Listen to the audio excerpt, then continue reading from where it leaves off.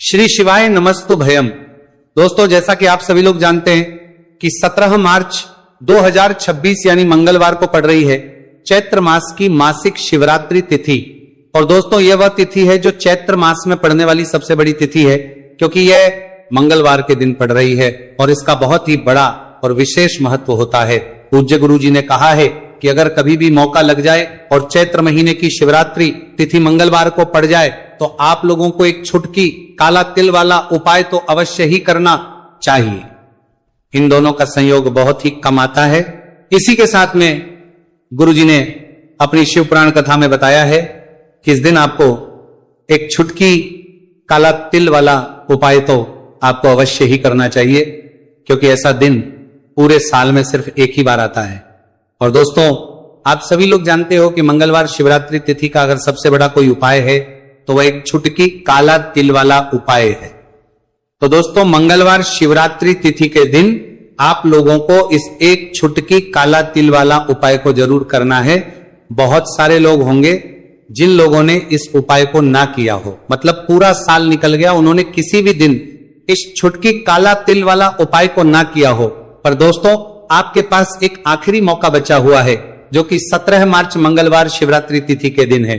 इस दिन आप लोगों को इस वाले उपाय को जरूर कर लेना है। भले ही आपने पूरे महीने भर इस उपाय को ना किया हो, पर अगर आपने इस महीने के मंगलवार शिवरात्रि तिथि के दिन अगर इस वाले उपाय को कर लिया तो आपको इस उपाय को करने का वह फल मिलेगा जिसकी आपने कभी कल्पना भी नहीं करी होगी।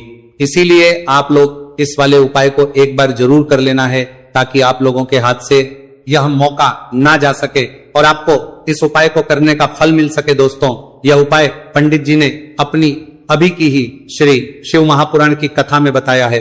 उपाय को आज हम आपको बहुत अच्छे से समझाने वाले हैं। इस वीडियो को देखने के बाद इस उपाय को समझने के लिए आपको कोई और वीडियो को देखने की जरूरत नहीं पड़ेगी। तो चलिए दोस्तों, उपाय को शुरू करते हैं।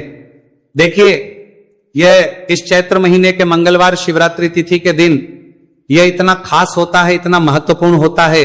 देखा गया है कभी कभी बड़े बड़े पूजा पाठ अनुष्ठान से जो मनोकामना पूर्ण नहीं होते, वह चैत्र महीने की मंगलवार शिवरात्रि तिथि के दिन एक छोटे से उपाय करने से ही आपकी मनोकामना पूर्ण हो है। और बहुत सारे लोगों ने इस उपाय को किया भी है और उनको इस उपाय को करने का फल भी जरूर मिला है। अगर आप लोग भी इस उपाय को करना चाहते हैं तो आप इस उपाय को पहले अच्छे से समझ लेना, सुन लेना, उसके बाद करना। आपको इस उपाय का फल जरूर मिलेगा। और इस उपाय को कर लेने से आपके घर में चाहे किसी भी प्रकार की दोहक और समस्या क्यों ना चल रही हो, आपको उसका कारण भी नहीं पता है कि भाई यह समस्या किस कारण से चल रही, उसका कुछ भी कारण हो सकता है। जैसे पितृदोष हो सकता है या किसी भी तरह का मंगल दोष भी हो सकता है। तो इस दिन आप लोगों को ये वाला उपाय कर लेना है। ये एक ऐसा उपाय है जिस उपाय को अगर किसी विशेष दिन पर किया जाए तो भाई उस विशेष दिन का जो है वह तो हमें मिलता ही मिलता है, पर हमने उस दिन पर इस उपाय को किया है तो हमें उससे भी बड़ा फल मिलता है, और फल बहुत जल्दी मिलता है, क्योंकि आप इस उपाय को बहुत ही बड़े और विशेष दिन पर रहे हो।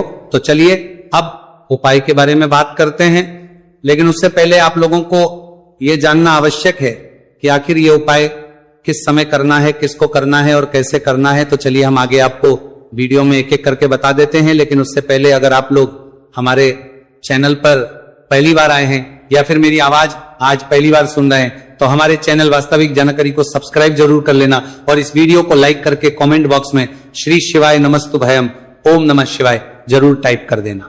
तो दोस्तों, इस एक छुटकी काला तिल वाला उपाय को हमें इस मंगलवार शिवरात्रि तिथि के दिन कैसे करना है, किसको करना है, किस समय करना है और कहां पर करना है, ये सारे सवालों के जवाब आपको इस वीडियो में मिल जाएंगे। और जो ये वीडियो देखेगा भाई, उसको एक छुटकी काला तिल वाला उपाय जरूर करना चाहिए, क्योंकि इस दिन काला तिल का भी बहुत ही बड़ा और विशेष महत्व होता है। और बात आ जाए एक छुटकी काला तिल वाला उपाय की, तो ये सोने पे सुहागा वाली बात हो जाती है और ये एक बहुत ही बड़ा उपाय हो जाता है इस मंगलवार शिवरात्रि तिथि का। तो अब दोस्तों, इस एक छुटकी काला तिल वाला उपाय को आखिर करना किसको है, सबसे पहले हम लोग वो बात जान लेते हैं। तो देखो, घर की जो बड़ी माताएं बहनें होती हैं, उन माताओं बहनों में से कोई भी एक बड़ी माता बहन इस वाले उपाय को कर सकती है। और दोस्तों, अगर आप तो अपने घर में से सभी सदस्यों को भी इस उपाय को करवा सकते हैं। अगर किसी व्यक्ति की खुद की कोई मनोकामना है, खुद की कोई दुख और परेशानी है जो कि वो अपने लिए ही करना चाहता है इस वाले उपाय को, तो वो खुद अपने लिए भी कर सकता है। बाकी अगर कोई घर में से ऐसा है जो कि अपने पूरे घर परिवार की सुख और शांति के लिए ये वाला उपाय करना चाहता है, तो भाई वो भी कर सकता है, उसमें भी कोई दिक्कत वाली बात नहीं है। कहने का मतलब है कि इस उपाय को हर एक सदस्य भी कर सकता है और पूरे घर परिवार के सदस्य के लिए, घर की बड़ी माताओं बहनों में से कोई एक माता बहन भी कर सकती है। माताएं बहनें अगर घर में उपस्थित ना हो या वो ये वाला उपाय ना कर पा रही हो, तो फिर घर का कोई बड़ा सदस्य भी इस एक छुटकी काला तिल वाला उपाय को कर सकता है, चाहे फिर वो पुरुष ही क्यों ना हो, उसमें कोई भी दिक्कत वाली बात नहीं है। उसके बाद में दोस्तों जो अगला प्रश्न निकल आता है वो ये आता है इस उपाय को लेकर कि आखिर इस उपाय को हमें किस समय करना है, सुबह के समय करना है कि शाम के समय करना है। तो देखो, इस वाले उपाय को आप लोग सुबह के समय भी कर सकते हो और शाम के समय प्रदोष काल में भी कर सकते हो। अब अगर आप पूछो कि भाई सबसे उत्तम समय कौन सा रहेगा इस एक छुटकी काला तिल वाला उपाय को करने का, तो हम आपसे बस यही कहेंगे कि इस उपाय को आप सुबह के समय करेंगे तो ज्यादा बेहतर होगा। बाकी अगर प्रदोष काल शाम के समय भी करेंगे तो भी अच्छा होगा, उसमें कोई भी दिक्कत वाली बात नहीं है।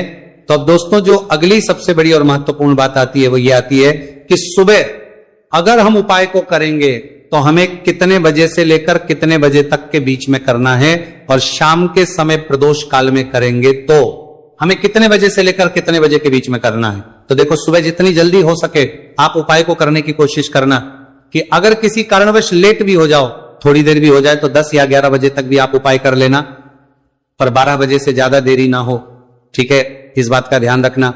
उसके बाद में दोस्तों अगर शाम के समय प्रदोष काल की बात करें, प्रदोष काल का जो समय है होता है वो शाम के 6 बजे से शुरू हो जाता है। मतलब शाम के 6 बजे से लेकर 7 बजे के बीच का जो समय होता है यह समय प्रदोष काल का समय होता है। तो आप उपाय को 7 या 8 बजे के बीच में भी कर सकते हो। मतलब शाम के 6 बजे से रात 8 बजे के बीच में आप कभी भी इस वाले उपाय को कर सकते हो, उसमें कोई भी दिक्कत वाली बात नहीं है। देखिए, यदि आपके जीवन में संकट बहुत ही अधिक चल रहे हो, समस्याएं बहुत ही अधिक चल ही हो, एक एक रूप खर्च करने आपको बस ओढ़ रहा है, भूमि से जुड़ी हुई कोई भी समस्या हो, या फिर आपके विवाह से जुड़ी हुई कोई भी समस्या हो, या आपके व्यापार से जुड़ी हुई कोई भी समस्या हो, तो आपकी ये सारी समस्या इस मंगलवार शिवरात्रि तिथि के दिन समाप्त होने वाली है। तो चलिए दोस्तों जानते हैं उस विशेष उपाय के बारे में। देखिए, इस वीडियो में हम पूज्य गुरु जी द्वारा बताए गए 3 बहुत ही चमत्कारिक उपायों के बारे में जानेंगे। देखिए, यह जो उपाय है आपके जीवन से दुर्भाग्य का तो अंत करेंगे ही, साथ ही साथ यदि आपके जीवन में धन की समस्या चल रही है तो वह सभी भी आपकी समाप्त हो जाएंगी। देखिए, गुरुजी ने बताया है कि जब भी मंगलवार शिवरात्रि तिथि का दिन पड़े तो हमें कर्ज मुक्ति के लिए कुछ उपाय करने चाहिए। इसी के साथ हमें धन प्राप्ति, भूमि से जुड़े कार्यों और विवाह के लिए भी उपाय करने चाहिए। तो चलिए दोस्तों जानते हैं गुरुजी द्वारा बताए गए सबसे पहले उपाय के बारे में। देखिए, यह उपाय विशेषकर उन लोगों को करना है जिनकी भूमि से जुड़ी कोई भी समस्या चल रही हो, यानी कि उनकी भी जमीन से जुड़ी हुई समस्या चल रही है, यानी कि जो लोग मकान खरीदना चाहते हैं, या फिर उनका खेत से जुड़ा कोई भी केस चल रहा है, या फिर जिनके भी विवाह में विलंब हो रहा है, या फिर जिन भी लोगों के जीवन में कर्ज बहुत ही अधिक बढ़ने लगा है, कर्ज जो है वह चुका नहीं पा रहे। तो गुरुजी ने कहा है कि ऐसे लोगों को यह उपाय करना चाहिए। देखिए, इस उपाय के लिए आपको थोड़े से काले तिल ले लेने हैं। देखा, आपको मात्र एक चुटकी काले तिल ले लेने हैं। इसी के साथ में आपको थोड़ा सा शहद ले लेना है।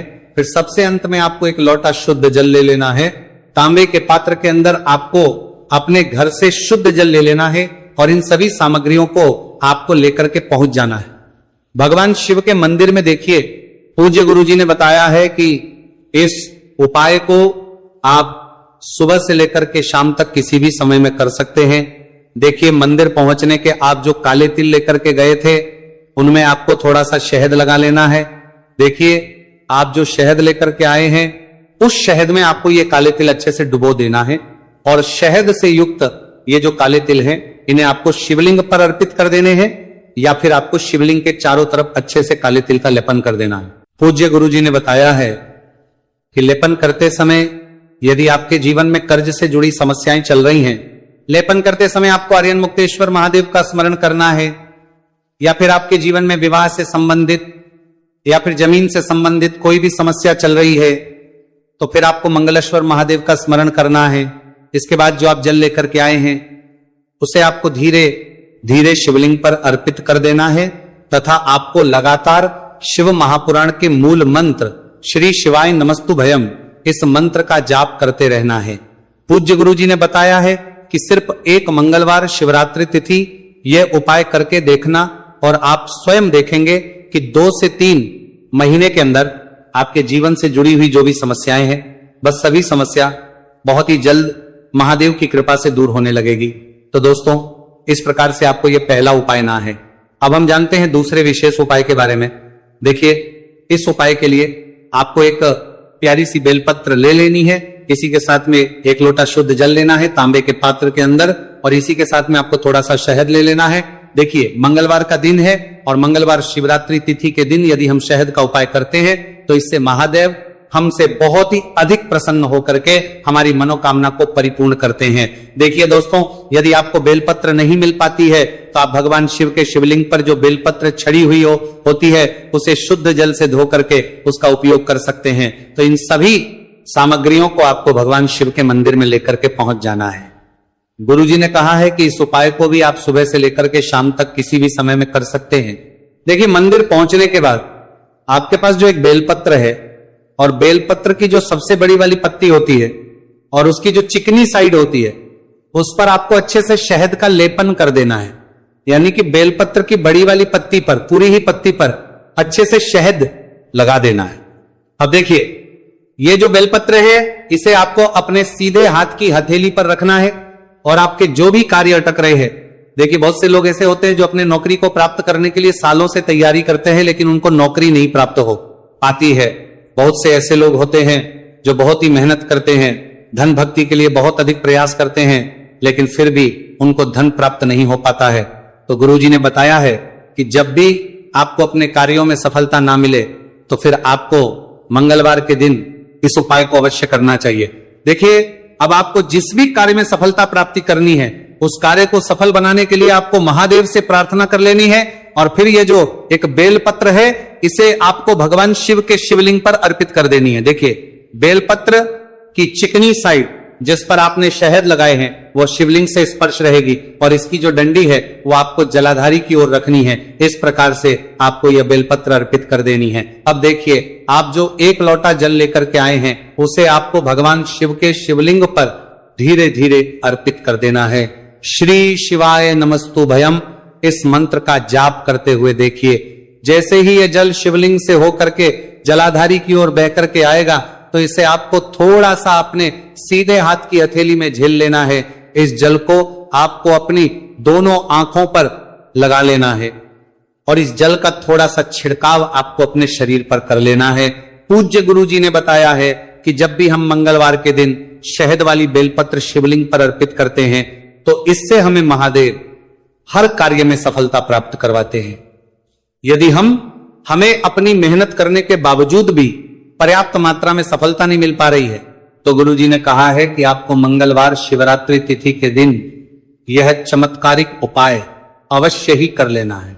अब दोस्तों, हम जान लेते हैं गुरुजी द्वारा बताए गए तीसरे विशेष उपाय के बारे में। देखिए, इस उपाय के लिए भी आपको मात्र 1 लोटा शुद्ध जल ले लेना है तांबे के पात्र के अंदर। फिर इसी के साथ में आपको एक प्यारी सी बेलपत्र ले लेनी है। बेलपत्र आपको ध्यान रखना है कि कैसे भी कटी हुई खंडित नहीं होनी चाहिए। अब देखिए, मात्र 2 सामग्री लेकर के आपको भगवान शिव के मंदिर में पहुंच जाना है। पूज्य गुरुजी ने बताया है कि यह उपाय विशेषकर उन लोगों को करना है जिनकी कोई भी विशेष मनोकामनाएं जो कई दिनों से परिपूर्ण नहीं हो पा रही है, चाहे वह विवाह से संबंधित हो, नौकरी से संबंधित हो, व्यापार से संबंधित हो, चाहे किसी भी प्रकार की मनोकामना है जो परिपूर्ण नहीं हो पा रही है, तो उसके लिए आपको यह उपाय करना है। देखिए, इस उपाय को भी आप सुबह से की शाम तक किसी भी समय में कर सकते हैं। देखिए, मंदिर पहुंचने के बाद सबसे पहले तो आप बेलपत्र लेकर के आए हैं उसे आपको अपने सीधे हाथ की हथेली पर रखना है और आपको महादेव से प्रार्थना करनी है कि हे मेरे महादेव, मेरी ये जो मनोकामनाएं बहुत दिनों से अधूरी है, मैंने कई प्रकार के उपाय कर लिए हैं, कई प्रकार के व्रत कर लिए हैं, लेकिन अभी तक मेरी मनोकामना परिपूर्ण नहीं हो पाई है, तो उस मनोकामना को परिपूर्ण करने के लिए प्रार्थना करनी है। और यह एक बेलपत्र आपको शिवलिंग पर अर्पित कर देनी है। देखिए, बेलपत्र की जो चिकनी साइड है वह शिवलिंग से स्पर्श रहेगी और इसकी जो है वो आपको जलाधारी की ओर रखनी है। इस प्रकार से आपको यह बेलपत्र अर्पित कर देनी है, इसी प्रकार से आपको यह बेलपत्र अर्पित करनी है। अब देखिए, आप जो एक लोटा शुद्ध जल लेकर के आए हैं, इसे आपको धीरे धीरे शिवलिंग पर अर्पित कर देना है। इस मंत्र का जाप करते हुए देखिए, जल अर्पित करते हुए आपको कम से कम 11 बार श्री शिवाय नमस्तु भयम या फिर ओम नमः शिवाय इस मंत्र का जाप कर लेना है। पूज्य गुरु जी ने बताया है कि जो भी व्यक्ति 17 मार्च मंगलवार शिवरात्रि तिथि के दिन शिवलिंग के सामने इस उपाय को करता है, तो उसकी जो भी मनोकामना है वह महादेव की कृपा से निश्चित ही परिपूर्ण हो जाती है। तो दोस्तों, ये थे पूज्य गुरु जी द्वारा बताए गए कुछ बहुत ही खास उपाय। अगर आपको जानकारी अच्छी लगी हो तो वीडियो लाइक करिएगा। मिलते हैं फिर एक नए वीडियो के साथ। श्री शिवाय नमस्तु भय।